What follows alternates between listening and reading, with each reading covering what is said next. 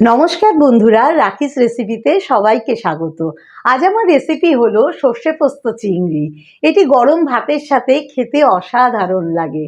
যদি ভালো লাগে রেসিপিটা, তাহলে অবশ্যই লাইক, শেয়ার, কমেন্টস এবং পাশে থাকা বেল আইকনটা প্রেস করে সাবস্ক্রাইব করতে ভুলবেন না কিন্তু। আসুন দেখে নেওয়া যাক কি কি উপকরণ আমি এখানে ব্যবহার করছি। আমি এখানে 500 গ্রাম চিংড়ি মাছ নিয়ে নিয়েছি। 1 চামচ নুন আর 1 চামচ হলুদ দিয়ে ম্যারিনেট করে 10 মিনিটের জন্য রেস্টে রেখে দেবো। এবার একটা গ্রাইন্ডার জার নিয়ে কিছুটা নারকোল কুচি, 1 চামচ পোস্ত, 1 চামচ কালো সর্ষে, 1 চামচ সাদা সর্ষে, 1 চামচ লঙ্কার গুঁড়ো, 5টা কাঁচা লঙ্কা, অল্প নুন আর 2 চামচ দই নিয়ে নিয়েছি।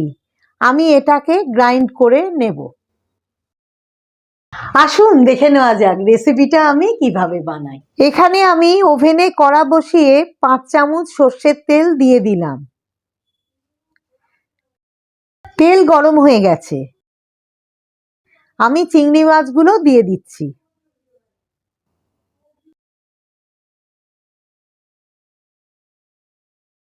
চিংড়ি মাছগুলো বেশি ভাজবো না, বেশি ভাজলে চিংড়ি মাছ কিন্তু শক্ত হয়ে যায়।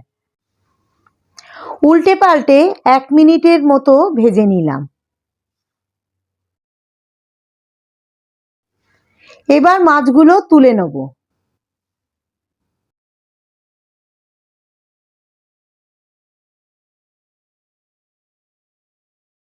এখানে ফ্লেমটা মিডিয়াম করে এই তেলের মধ্যেই 1/2 চামচ কালো জিরে দিয়ে দিচ্ছি। কালো জিরের থেকে সুন্দর গন্ধ বেরোচ্ছে। আমি প্রথমে যে মিক্সচারটা করে রেখেছিলাম মিক্সার গ্রাইন্ডারে, সেটা এবার মিশিয়ে দেব।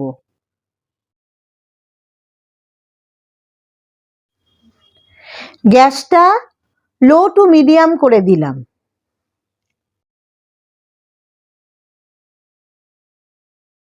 আমি মিক্সিং জারের ভেতরের অবশিষ্টটা অল্প গরম জল মিশিয়ে দিয়ে দিচ্ছি।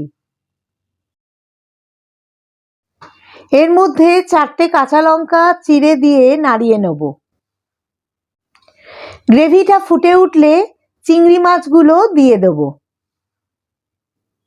এর মধ্যে 1/2 চামচ নুন মিশিয়ে দিচ্ছি। আপনারা অবশ্যই নুনটা নিজেদের পরিমাণ মতো দেবেন। গ্রেভিটা ফুটে উঠেছে। আমি চিংড়ি মাছগুলো দিয়ে দিলাম।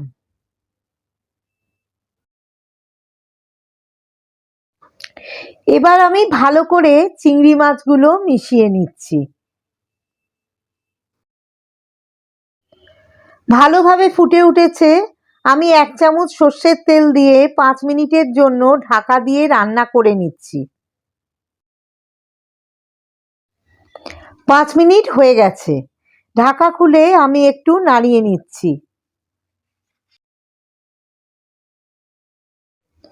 সর্ষে পোস্ত রেডি সার্ভ করার জন্য।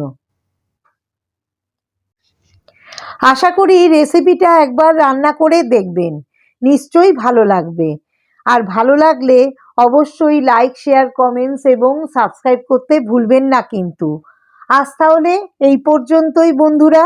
আবার দেখা হবে নতুন কোনো রেসিপি নিয়ে রাখিস রেসিপিতে।